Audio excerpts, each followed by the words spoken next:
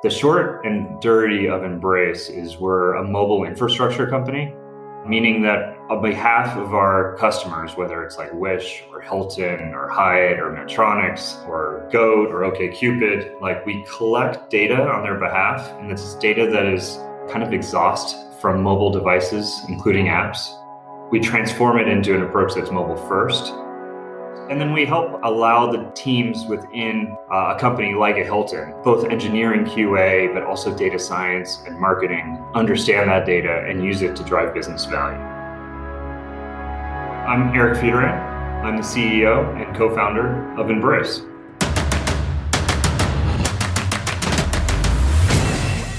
This is Code Story, a podcast bringing you interviews with tech visionaries who share in the critical moments of what it takes to change an industry and build and lead a team that has your back.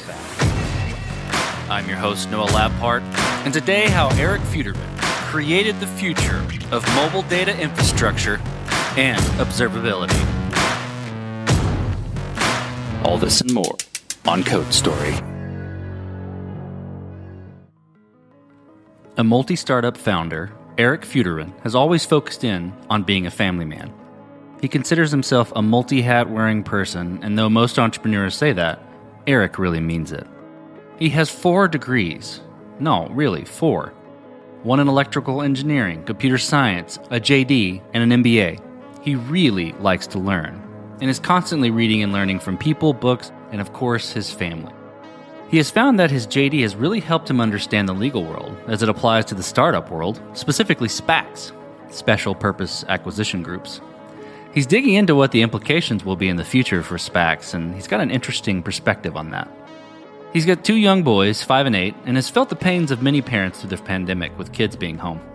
Other than startups and school, he likes to get outdoors as much as he can, doing some hiking or spending time at the beach. During his past successes at Scopely, one of the largest game builders in the world, he realized in the early innings of mobile that there were no mobile-first data sources, enabling businesses to capture all mobile session data. This is the creation story of Embrace. The short and dirty of Embrace is we're a mobile infrastructure company, meaning that on behalf of our customers, whether it's like Wish or Hilton or Hyatt or Medtronics or Goat or OkCupid, like we collect data on their behalf, and this is data that is kind of exhaust from mobile devices, including apps. We transform it into an approach that's mobile first. And then we help allow the teams within a company like a Hilton, both engineering QA, but also data science and marketing, understand that data and use it to drive business value. The basis of the company started actually from my previous one. So I was a co-founder of, knock on wood, one of the largest mobile games company in North America or the Western world, it's called Scopely. So I personally built games like Yahtzee, Walking Dead. I was involved in WWE, Wheel of Fortune, and a ton of other ones. I think 6 #1 free-to-play mobile games. I was fortunate to be early innings of mobile. Like smartphones have really been only around like our iPhones for 10 years, which in the grand scheme is a pretty short period of time. So there's been a lot of technology and just core infrastructure, to use that word again, required and not built for all the teams that I mentioned. Why I built it was literally this use case. So when we had a problem, like for Walking Dead, like a frozen startup, or something that kind of exhibited itself like a crash but wasn't, like an app just closing, and that technically can't be a crash for a Unity game, or can, but it's very rare. I just wanted to literally look myself up and see what happened. And that data was all over the place or not collected at all. It would be super helpful to have all that data in one place. And what that's turned into is a mobile observability and data play, and that's Embrace. So the ability to kind of collect every session about every user is super helpful to drive observability for engineers, all the way to data science, being able to actually do real churn and LTV calculations, because no other tool has every session and is keyed on every user. Well, let's jump into that part of the story then. So tell me about that MVP, how you went up to it, how long it took you to build it, and what sort of tools you used to bring it to life. I think a lot of founders make this mistake, and so I'm pretty open about it. I obviously had been in games and in mobile for a period for 6 or 7 years at that point, and I built it for myself. Like, I was a product-focused founder, and the core that I needed in games was to understand stability and optimization by cohort, like pairs, clan leaders, new users, and understand where their experiences were failing or needed to be optimized. Because at the end of the day, games is a really simple equation. Actually, all mobile apps, it's the value of your user, and it has to be greater than the cost to acquire them. The problem with mobile is the workflow, the release times, they're all very delayed by the nature of just the submission process, if nothing else. Also, it's compiled code, so the releases just take longer than on the web. Because of that delay, often your LTV lowers before you realize it. And if it gets lower than CPI, you often don't realize it when it happens, which is a very scary proposition. Your game is dead. It's a death spiral at that point. It's really hard to climb yourself out of it. And so I built something that allowed me to look at that, like collect every session. So we wanted to make sure that we understood every user's experience. And we wanted to make sure that from an MVP perspective, that was cost effective, which I think historically hasn't been true, but the changes in the technology landscape has made it true. And then I made it by cohort. And to be honest, when we started bringing this to non-games, our initial thesis was, let's go to the next wave. So we went after e-commerce, media, and productivity apps. We were blowing people's minds. It was way too detailed. So our MVP was an MVP that quickly we killed and readjusted. When you're building an MVP, you got to make certain decisions and trade-offs, right? Tell me about some of those decisions and trade-offs you had to make and how you cope with them. Yeah, the goal of any MVP, I mean, it's true whether it was ad tech, which I did before Scopely, or a game is a really good example because you have to get that game out as fast as you can into people's hands. Otherwise, you could be building absolutely the wrong thing. Or in a SaaS business, same is true, just a different time scale. You try to focus on the 2 to 3 questions and exclude everything else, even if it's super painful. Like at Embrace, I kind of alluded to it, but our number one question was, could we collect every session cost effectively? So we built a lot of the infrastructure that we wouldn't normally have built ahead of time. That kind of goes against the idea of a traditional MVP where you try to use this kind of quick acting technologies to just get something out. In our case, that wasn't the truth. And then the second piece is, could we just focus on one business use case? I think with companies like Embrace, where your intent is to be a data platform and you collect a lot of data, you can get really stuck in the data. And it's very common where you get so much data, you almost have a hard time deciding what to do with it, and you get data paralysis. And there's lots of companies that at the end of the day say their data is valuable, but it's not because they haven't made it actionable. Collecting data for data's sake is worthless. You have to create insights and actionability. So we focused on one use case, which was that could we segment users and show a stability metric for every single segment. That was the only use case. There were lots of things we excluded initially, like could we just do network monitoring, which no one was doing well on mobile, which is super impactful, but indirectly related to the business case. We excluded crash reporting initially. Like the world on mobile, not just apps, but IoT and point of sale and cars, like anything running on Android or iOS is overwhelmingly focused on code exceptions, probably to a fault. But we didn't build it initially because it was a loss of focus. Like we knew the value wasn't necessarily there, but if our business model worked, we'd have to come back to it later. And we had to. Like about a year and a half later, once we figured out our core use case and tested it, we had to build crash reporting. Like there was no go-to-market without it. And so it was super painful to have to build something that we knew wasn't necessarily driving a ton of business value, but we couldn't go to market without it. So you got MVP, you're building a process around how you determine what's the next thing to build. How did you progress the product from there and then continue building out your roadmap? And really, I'm interested in how you decided what was the next most important thing to build. I'm going to wax academic a little bit, but it's not just those decisions, it's how you gather the feedback. And it's kind of, everybody says like, use your customers as your feedback source, but that's really easy to say and it's really hard to implement. And so the way I think about it is, what customers do I want?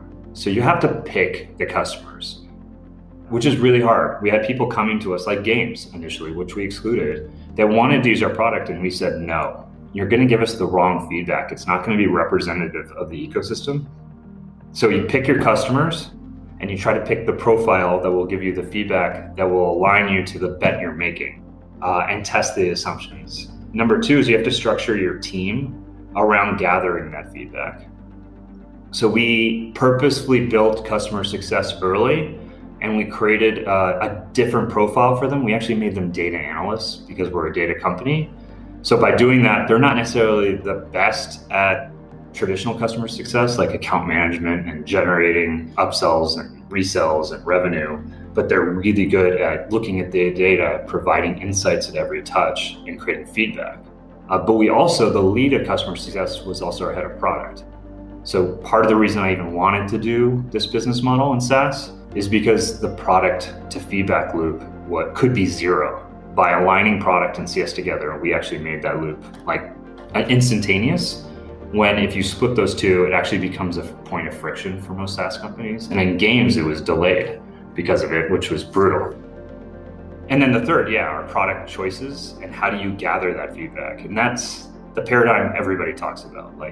But it's totally true when you're going after a mid-market or bigger play for an infrastructure technology company like Embrace. We're not looking for thousands of customers, we're looking for hundreds. We have every one of them on Slack. I would constantly be traveling and getting beers with the personas, like the executives, and getting their feedback and showing them the dashboard and asking them about the data, like constant.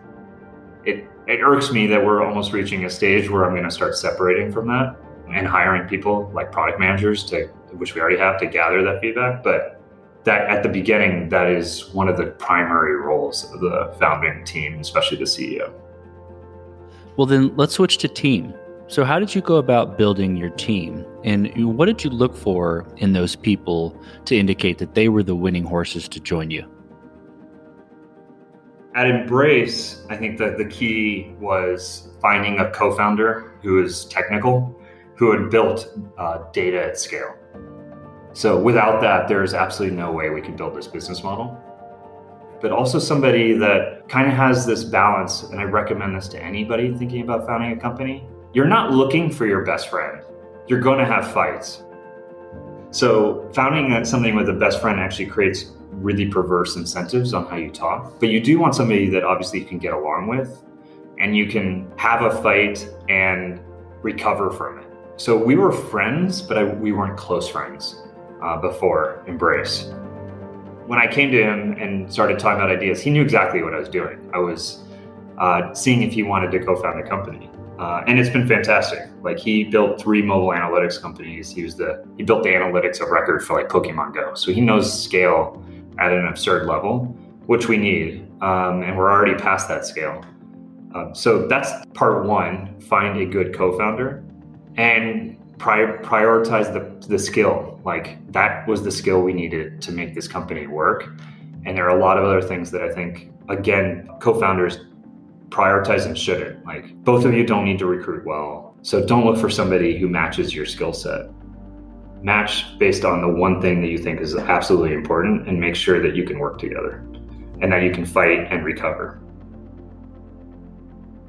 Yeah, so in SaaS, the first thing is, how do you get to MVP, which is engineering talent? And that can be both consulting, which is temporary, which can be helpful because it's really hard to adjust when you hire full-time people. So you hire engineers first and foremost. And then we started looking for data analysts, because as a data company, we needed to dig in the data so that we had the insights to build the product, as opposed to building the product and trying to use that as the way to gather insights. From a culture perspective, I'm keen. So I will again date myself a little bit, but my first job out of college was at a company called Trilogy, which, if you're over, I'd say 35, you're probably aware of. They were really good at hiring on 2 axes, and Google and a bunch of other companies actually use their framework. One is culture and one is skill. And I would highly recommend that no matter how good somebody is on the skill axis, if you don't get culture right, you're screwed. You can over-engineer culture, which we do, but at the end of the day, it's the people you hire that create the culture, and it's moderately out of your control. So we ding people all the time, purely on culture. You have to really talk about it a lot, and it feels really hokey because it's, especially for engineers. Early on, we put the tenets down for our company. It doesn't matter if they're right or wrong. It's the exercise that's important and just writing them down. And then we literally came up with questions that each person will test for each tenet. And during the interview process, you're only allowed to focus on one tenet because otherwise you're just overlapping and making less informed decisions as a team.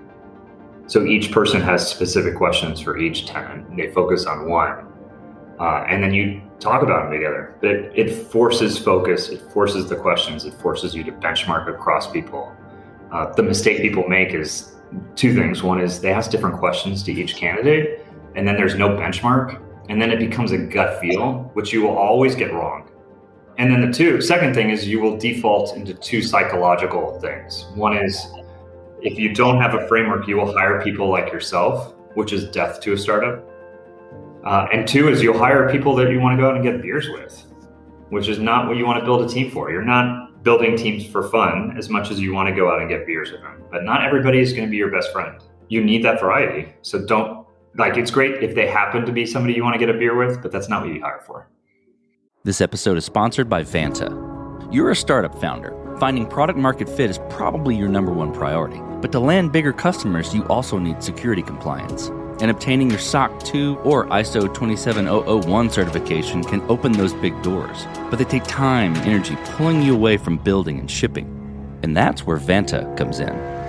Vanta is the all-in-one compliance solution helping startups like yours get audit ready and build a strong security foundation quickly and painlessly.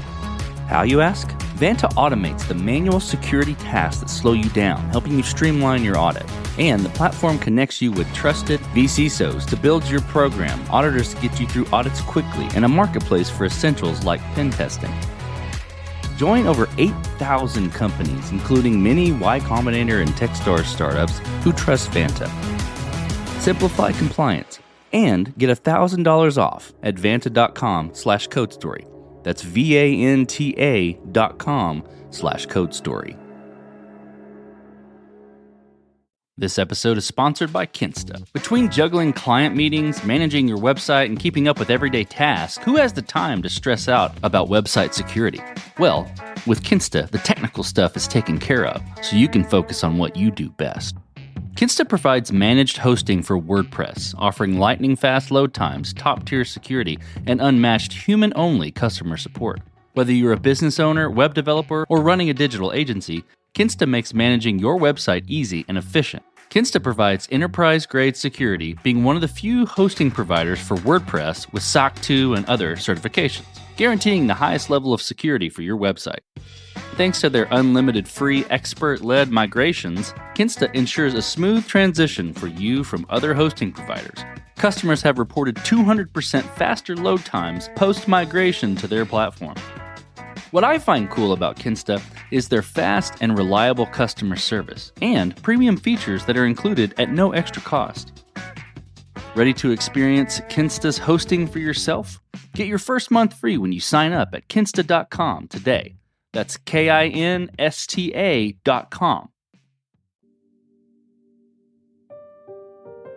Let's flip to scalability. Did you build this to scale efficiently from day one, or are you kind of fighting this as you grew?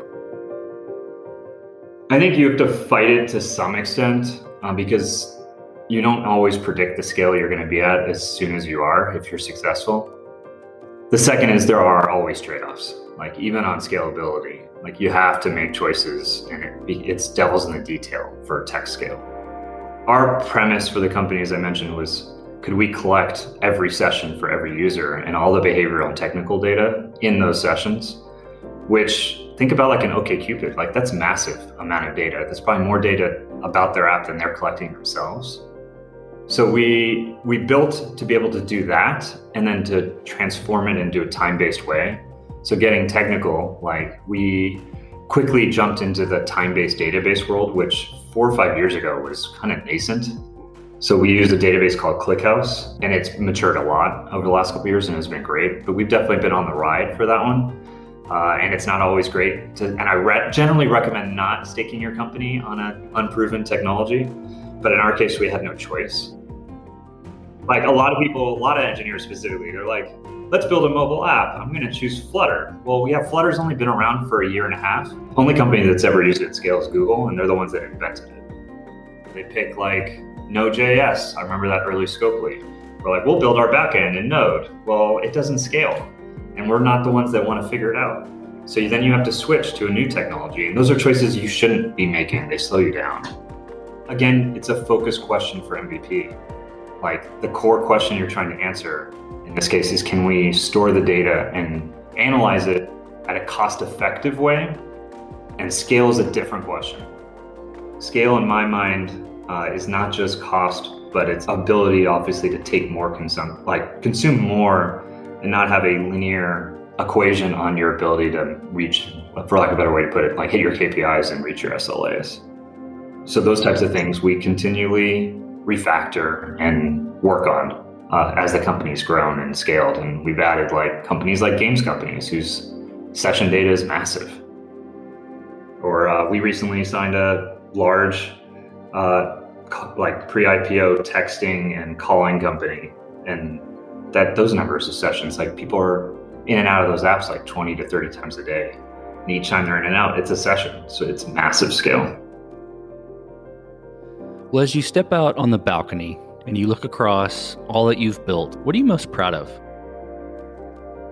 I think it'll be cliche, but I'm an emotional founder. Part of the reason I like being at a small and growing company, and I've been lucky enough to have companies that have reached massive scale, is that I get to have a personal relationship. Like you hear the chatter in the office, you get to joke around. And as the company reaches, I'd say about 30 to 50 people, like I feel like it's happening. It's happened at Embrace already. Like we're now a manager, and then you reach like 50 to 100, and then you're only hanging out with the execs. It's just natural human nature and how new hires perceive you. But I think what I'm most proud of is that I've kept close to a lot of those people over the years. So I'm definitely proud of that. Like it's a matter of integrity, and I call it the pillow test, being able to go to bed at night and sleeping well. Well, let's flip the script a little bit. Tell me about a mistake you made and how you and your team responded to it. The biggest mistake I personally made, I think, is I'm generally pretty conservative on product market fit. Like I definitely self-categorize myself as a paranoid founder. And I'm laughing at myself right now. You can't see my face. And a paranoid founder generally doesn't believe they get product market fit until it's like in the rearview mirror. But the hard part with the startup is you have to take bets before the foundation for those bets have matured. Momentum is king, and you got to bet early. And I think one of the things, it ended up being a good thing, which is cliche, but we should have invested sooner in sales and marketing pre-COVID. And that definitely slowed us down. Like our growth rate declined because it still was good, but it wasn't as good as it could be, which is obviously very important in a growing startup world where you're going for it all, go big or go home for this type of company. And so by not doing that early enough, we definitely hindered ourselves over that period of time. And it's a hard bet to make.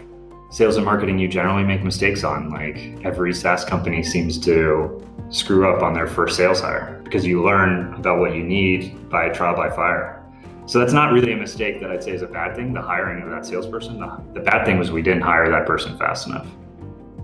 We got lucky in some ways, although no one can say it's lucky, but I'm glad I didn't, because when COVID hit, we had to redo our entire go-to-market strategy.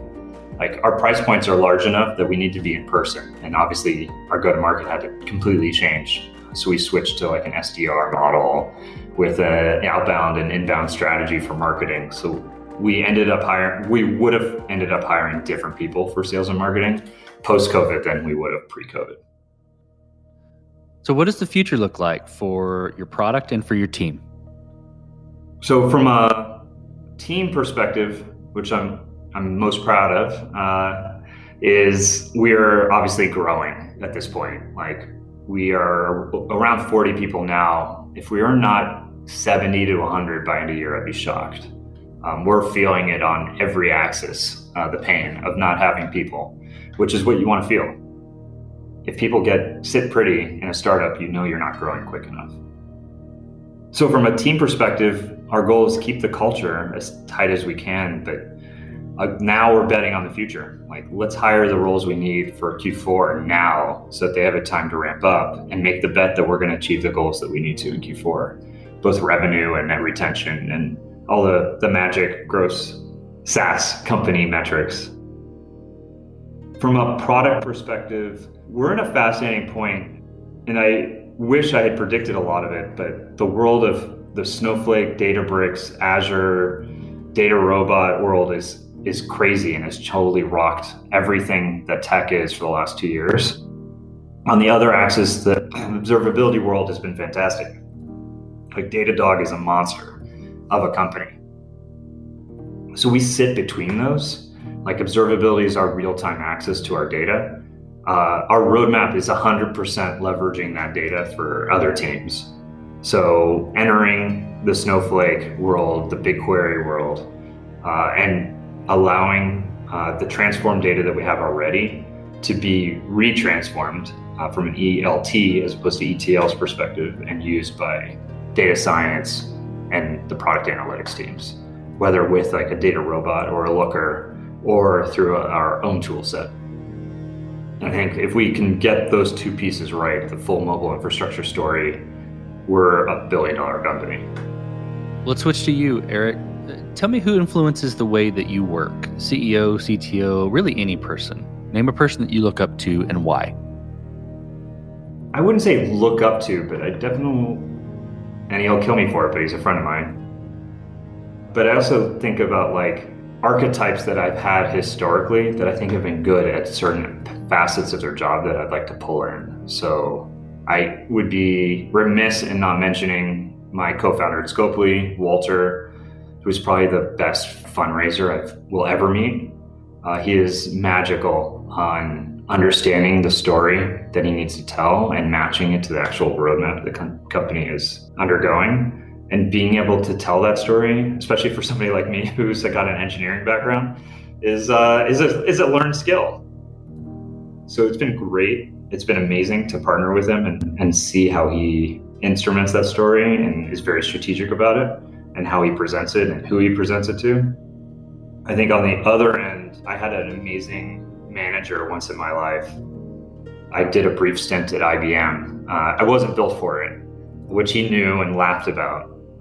But he was a partner in the consulting services. We did kind of I was part of like the McKinsey of IBM, and I have great stories, kind of office space type stories, being in that role at IBM. But he was an amazing people manager. Like, he was extremely empathetic, but not to a place that would restrict his ability to train and grow you. Like, you can be overly empathetic and then it makes it hard to create the friction that you need for everybody to grow and to be successful.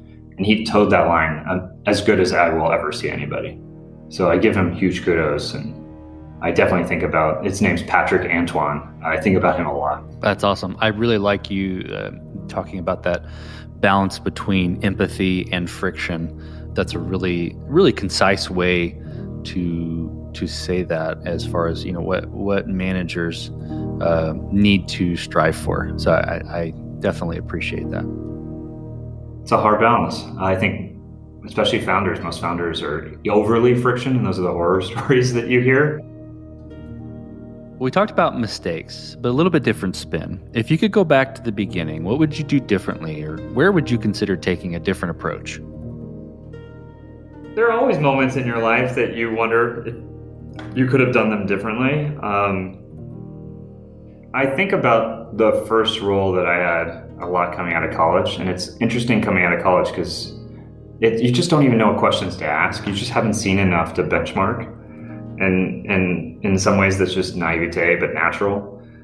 So my first role, I didn't even realize that I was a sales engineer until I started hiring them at Embrace, like so many years later. I think I wish that I had understood what product is at a tech company and sales eng at a much deeper level and understood the career path that I would have taken. The dots would have been shorter. Like my path to the role that I'm now, which was always my goal, would have been a hell of a lot shorter. And I honestly would have had more companies to found and more shots on goal if I had understood at the beginning what roles were, what my skill set is, and how it would have matched. Last question, Eric. So you're getting on a plane and you're sitting next to a young entrepreneur who's built the next big thing. They're jazzed about it. They can't wait to show it off to the world. They can't wait to show it off to you right there on the plane. What advice do you give that person having gone down this road a bit? So, well, if it's the next big thing and it's a potential to be a huge company and I believe in it, my best advice would be asking them for a job.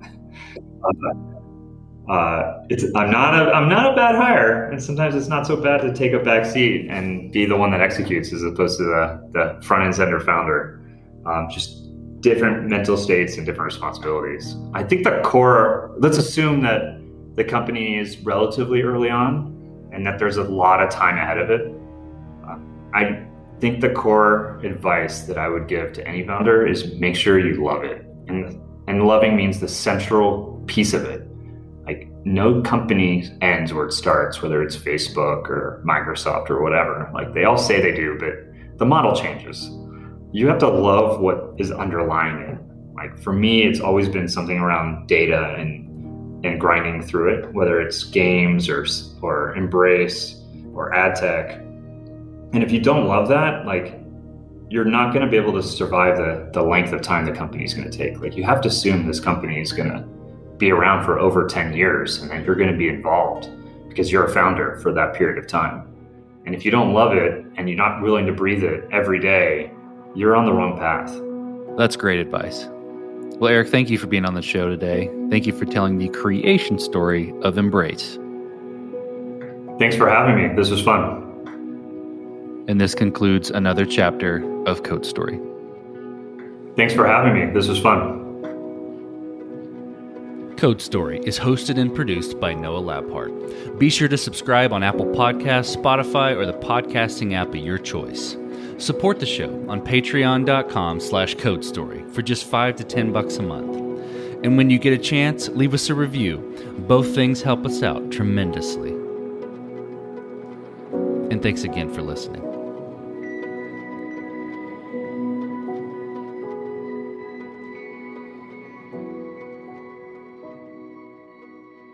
"89% of business leaders say AI is a top priority. The right choice is crucial, which is why teams at 1/3 of Fortune 500 companies use Grammarly. Grammarly is the right AI assistant for your team. With top-tier security credentials and 15 years of experience in responsible AI, Grammarly is how companies like yours increase productivity while keeping data protected and private. See why 70,000 teams trust Grammarly at grammarly.com/enterprise.